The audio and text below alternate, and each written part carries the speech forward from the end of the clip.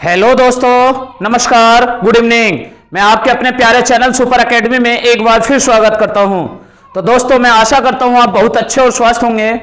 जो आज हमारी क्लास होने वाली है वो क्लास होने वाली है शाहजहां। किसकी? शाहजहां की। तो शाहजहां में मैंने पिछली क्लास में भी कराया था। आज हमारी शाहजहां की दूसरी क्लास होने वाली है। तो जो भी जितने भी स्टूडेंट वीडियो को देख रहे हो और जिन्होंने अभी तक हमारे चैनल को सब्सक्राइब ना किया हो तो प्लीज चैनल को सब्सक्राइब कीजिए, बेल आइकन के बटन को ऑल कीजिए ताकि हमारी वीडियो का नोटिफिकेशन आपको समय समय पर मिलता रहे। ठीक है? अगर वीडियो अच्छी लगे तो वीडियो को ज्यादा से ज्यादा शेयर करें और वीडियो को लाइक भी करें। ठीक है? चलते हैं, ज्यादा समय को बर्बाद ना करते हुए क्लास को शुरू करते हैं।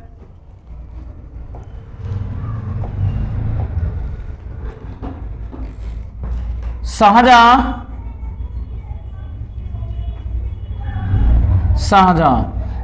का जो शासन काल रहता है वो शासन काल रहता है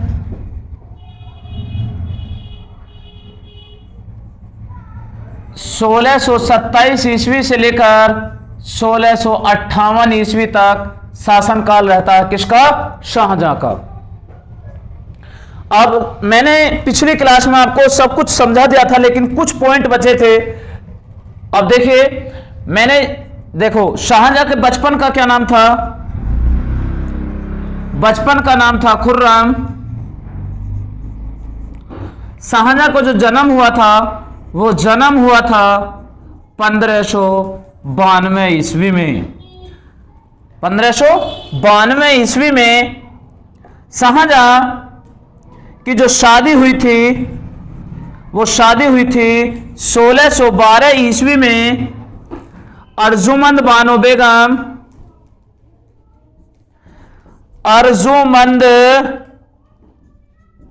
बानो बेगम के साथ। किसके साथ? अर्जुमंद बानो बेगम के साथ, या हम कह सकते हैं मुमताज महल के साथ। मुमताज महल के साथ शादी हुई थी। किसकी? शाहजहां की। शाहजहां के टोटल 14 बच्चे थे। कितने? 14 बच्चे थे, लेकिन उनमें से 7 जीवित रहे थे और 7 की मृत्यु हो गई थी। कितने जीवित रहे थे? 7 जीवित रहे थे। उन 7 में से 4 लड़के थे और 3 लड़कियां थी। जो 4 लड़के थे उनमें से सबसे बड़ा बेटा था दारा शिकोहा। क्या नाम था? दारा शिकोहा। 7 बच्चों में से जो उसके 4 बेटे थे और 3 बेटियां थी। बड़ा बेटा था दारा शिकोहा, सेकंड बेटा था औरंगजेब। क्या नाम था? औरंगजेब।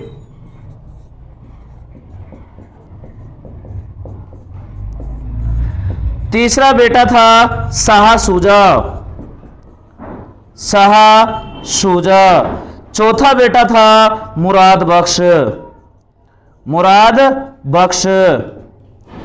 इसकी 3 बेटियां भी थी जिसका नाम था जहां आरा, दूसरी का नाम था रोशन आरा और तीसरी का नाम था गोहान आरा। क्या? गोहान आरा। तो ये 3 बेटियां थी, 4 बेटे थे। लेकिन एक ऐसा पिता, एक ऐसा शासक मुगल सेना में या मुगल वंश में एक ऐसा शासक जिसके जीवित रहते ही उसके बेटे उत्तराधिकार के लिए आपस में युद्ध करने लगे हों। किसमें? आपस में युद्ध करने लगे हों। तो वो कैसे होंगे जो अपने पिता के जीवित रहते हुए भी युद्ध के लिए आपस में युद्ध करने लगे थे। तो जो आपस में युद्ध करने लगे थे कौन थे? वो दारा शिकोहा, औरंगजेब, शाह शुजा और मुराद बख्श। बात क्लियर? ये 4 थे। तो अपने पिता के जीते जी रहते हुए भी इन्होंने आपस में उत्तराधिकारी यानी गद्दी पर बैठने के लिए युद्ध करने लगे। लेकिन जो युद्ध करने लगे थे, शाहजहां की जो पत्नी थी, कौन, अर्जुमंद बानो बेगम या मुमताज महल, उनकी मृत्यु 1631 ईस्वी में हुई थी। और जो 1631 ईस्वी में हुई थी, उनकी याद में शाहजहां ने एक ताजमहल बनवाया। क्या बनवाया? ताजमहल बनवाया था। किसकी याद में? मुमताज महल की याद में ताजमहल तैयार करा। लेकिन अगर मैं कहूं ताजमहल के नाम से भारत में कितने मकबरे प्रसिद्ध हैं, तो 4 मकबरे प्रसिद्ध हैं ताजमहल के नाम से। अब 4 वो कौन कौन से हैं? आपने तो आज तक एक ही सुन रखा होगा कि हमने तो ताजमहल एक ही सुन रखा है। तो देखिए मैं बताता हूं आपको। सबसे पहले हुमायूं का मकबरा। कौन सा? हुमायूं का मकबरा। हुमायूं का मकबरा कहां है? तो हुमायूं का मकबरा दिल्ली में स्थित है। कहां? दिल्ली में स्थित है। हुमायूं का मकबरा एक ऐसा मकबरा जिसे ताजमहल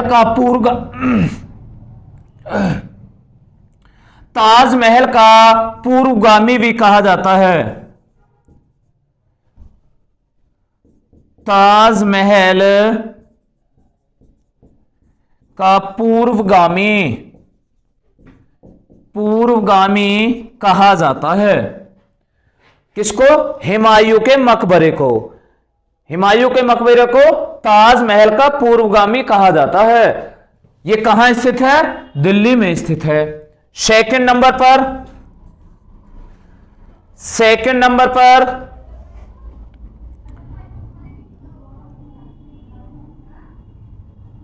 ग्यास बेग का मकबरा। किसका? ग्यास बेग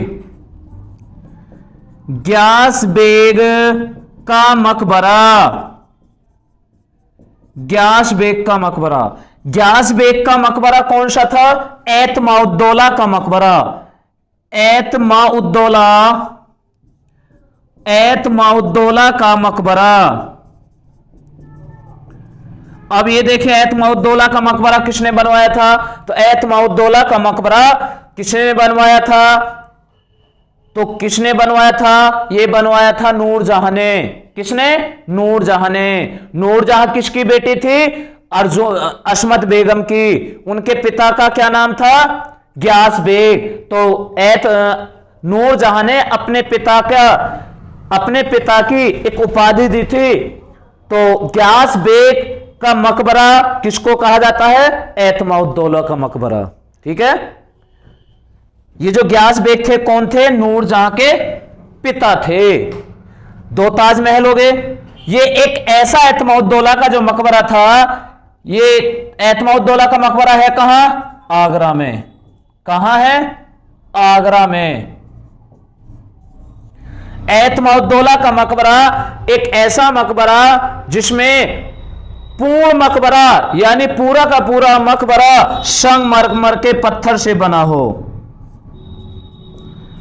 संगमरमर के पत्थर से बना हो। भारत में सबसे पहला ऐसा मकबरा जिसमें पूरा संगमरमर के पत्थर से तैयार हुआ हो। वरना इससे पहले हुमायूं का मकबरा जिसमें संगमरमर का पत्थर लगा था, लेकिन पूरा मकबरा संगमरमर के पत्थर से तैयार नहीं हुआ था। पूरा मकबरा तो संगमरमर के पत्थर से एतमाउद्दौला का मकबरा तैयार हुआ था। तो पहला हुमायूं का मकबरा जिसे ताजमहल का पूर्वगामी कहा जाता है, एतमाउद्दौला का मकबरा। ठीक है, जिसमें पूरा भारत में ऐसा मकबरा जो पूरा का पूरा संगमरमर का पत्थर तैयार लगा हो और संगमरमर के पत्थर से पूरा तैयार हुआ हो। तीसरा कौन सा है? तो नंबर 3 बेबी का मकबरा। बेबी का मकबरा। ठीक है, बेबी का मकबरा। और नंबर 4 कौन सा है? बीबी का मकबरा। बीबी का मकबरा। तो ये 4 हैं जिन्हें ताजमहल के ताजमहल यानी ताजमहल की तरीके से या ताजमहल कहा जाता है। इसे तो बीवी के मकबरे को तो ताजमहल का फोकड़ नकल भी कहा जाता है। ताजमहल की फूकड़ नकल के नाम से भी जाना जाता है। बात क्लियर? तो अब ये जो ताजमहल थे, वाकई में जो ताजमहल है वो तो एक ही है। कौन सा? जो आगरे में स्थित है ताजमहल, यानी ये वाला ताजमहल। और इन्होंने जो ताजमहल है जिसकी हम बात कर रहे हैं शाहजहां वाली, जो शाहजहां ने ताजमहल को तैयार कराया था, ताजमहल को तैयार कराया था। इस ताजमहल का निर्माण शुरू हुआ था 1631 में और पूरा कब हुआ था? लगभग 1653 ईस्वी में। कब? 1631 में निर्माण होना शुरू हुआ और 1653 ईस्वी में पूरा हुआ। तो हम कह सकते हैं लगभग 22 साल में ये ताजमहल बनकर तैयार हुआ था। कितने साल में? 22 साल में ताजमहल बनकर तैयार हुआ था। तो आप अगर ताजमहल घूमने गए हो तो आप कमेंट में बताइए कि आपने वहां ऐसा क्या देखा था। ठीक है, लेकिन अगर मैं कहूं आपको ताजमहल जो एक इमारत या एक भवन जो है उसके अंदर ऐसा कुछ नहीं है। अंदर से सिर्फ वो ठीक है, अच्छा है, एक भवन बना हुआ है, लेकिन उसके अंदर जो है वो ताजमहल के अंदर वो शाहजहां और उसकी बीवी यानी अर्जुमंद बानो या मुमताज महल, इन दोनों की कब्र है। दोनों की बीचों बीच ताजमहल की जो गुम्बद है, जो बीचों बीच ताजमहल के है, वो क्या है? वो शाहजहां और अर्जुमंद बानो बेगम, उन दोनों की कब्र है। बात समझ में आ गई?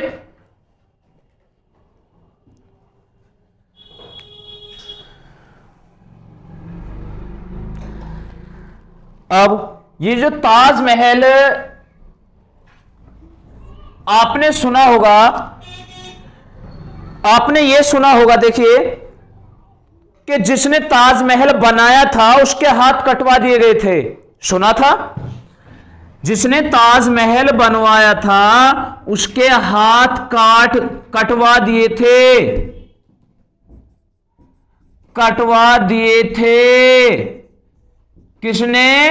शाहजहां ने। आपने ये सुन रखा होगा, लेकिन ऐसा नहीं कि रियल में ही उसके हाथ कलम करवा दिए हो। ऐसा नहीं था कि रियल में उसके हाथ कटवा दिए। ऐसा था कि शाहजहां ने उस मिस्त्री से ये कहा था कि आपने ये एक ऐसा भवन या एक ऐसा महल इतना सुंदर तैयार कर दिया है, मैं आपको पूरे जीवन भर के लिए जितना आप पैसा मांगते हो मैं पैसा दूंगा, लेकिन आज के बाद तुम्हें ऐसा कोई दूसरा ताजमहल तैयार नहीं करना होगा। अब उस व्यक्ति को जो बिना कुछ करे इतना पैसा मिल रहा हो, तो उस व्यक्ति ने भी कहा कि ठीक है, मैं आज के बाद कोई ऐसा महल तैयार नहीं करूंगा।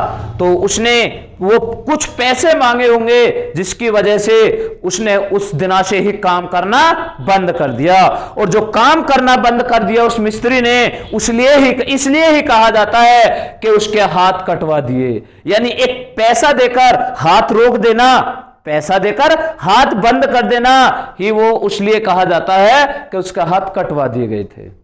ठीक है, यानी उसे आजीवन, पूरे जीवन के लिए एक ऐसी संपत्ति दी थी कि एक दूसरा ताजमहल तैयार जिससे कि ना करे। ठीक है, बात के लिए समझ में आई होगी। अब मैं कहूं जो ये ताजमहल का निर्माण कराया था, ताजमहल कहां है? आगरा में। अगर मैं एक बात ही पूछने लग जाऊं कि आगरा शहर को किसने बसाया था, आगरा शहर को किसने बसाया था, तो आगरा शहर को बसाया था, आगरा शहर को किसने बसाया? तो सिकंदर लोदी ने बसाया था। किसने? सिकंदर लोदी ने बसाया था। कब बसाया था? 1504 ईस्वी में।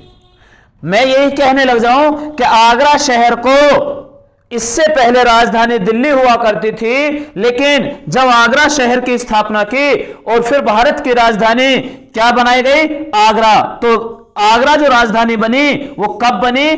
1506 ईस्वी में राजधानी भी घोषित कर दी थी। किसने? सिकंदर लोदी ने।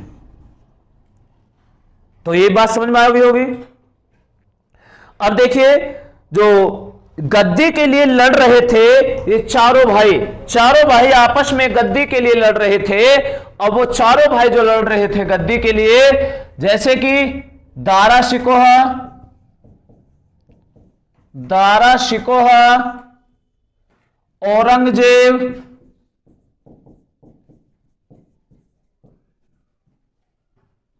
शाह शुजा और मुराद बख्श,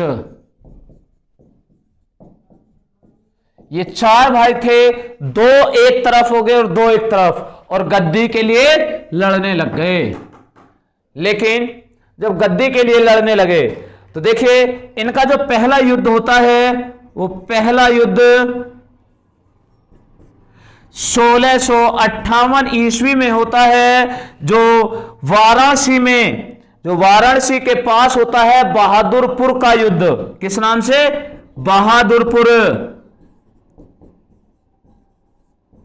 बहादुरपुर का युद्ध।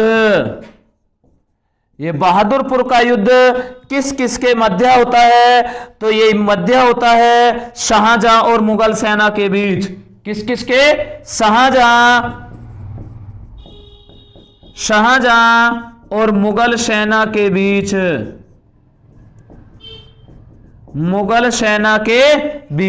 इसमें मुगल सेना ने शाहजहां को पराजित कर दिया था। किसमें? मुगल सेना ने शाहजहां को पराजित कर दिया था। बात क्लियर? लेकिन अगला युद्ध जो होता है 1658 में, यह युद्ध होता है किस किस के बीच? यह युद्ध होता है, इस युद्ध को किस नाम से जाना जाता है? तो यह युद्ध जाना जाता है धर्मत का युद्ध। किसका? धर्मत का युद्ध। लेकिन इस युद्ध में औरंगजेब और मुराद बख्श ये दोनों भाई का युद्ध होता है किसके साथ? मुगल सेना के साथ, मुगल सेना से। लेकिन मुगल सेना को पराजित कर देते हैं। औरंगजेब और मुराद बख्श मुगल सेना को पराजित कर देते हैं। अगर हम इससे आगे देखते हैं तो 1658 ईस्वी में फिर शामूगढ़ का युद्ध होता है। कौन सा? 1658 में फिर होता है शामूगढ़ का युद्ध। कौन सा युद्ध? शामूगढ़ का युद्ध। और यह युद्ध होता है औरंगजेब, मुराद बख्श और दारा शिकोहा के बीच। औरंगजेब,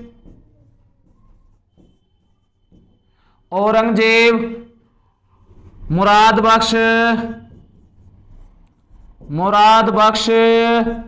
और दारा शिकोहा,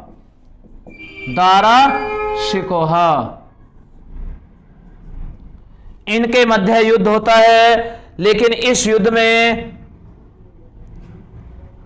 जब यह युद्ध होता है आपस में गद्दी के लिए, लेकिन जब इस युद्ध में औरंगजेब इनकी हत्या कर देता है, किसकी?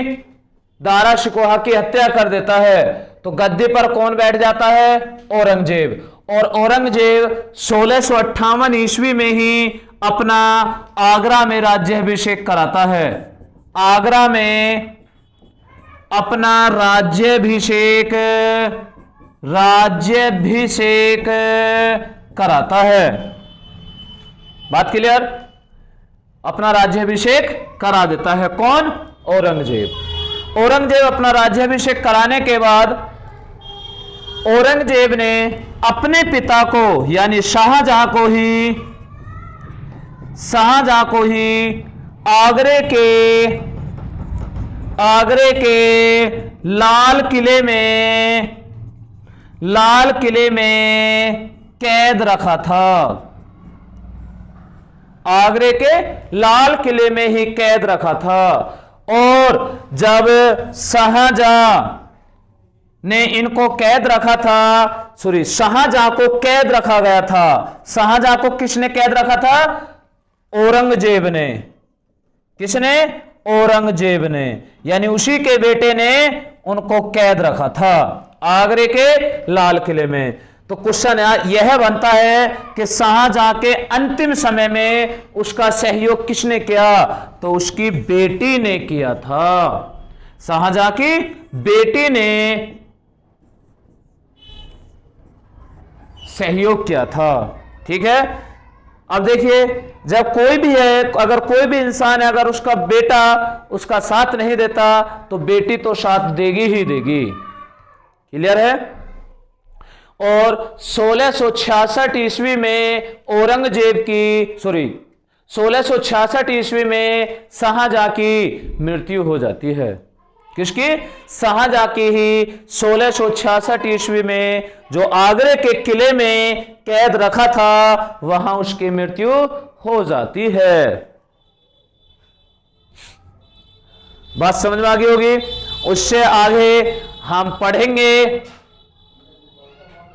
औरंगजेब। क्या? औरंगजेब नहीं, चलो औरंगजेब। इसके बाद जो गद्दी पर बैठता है वो कौन बैठेगा? औरंगजेब।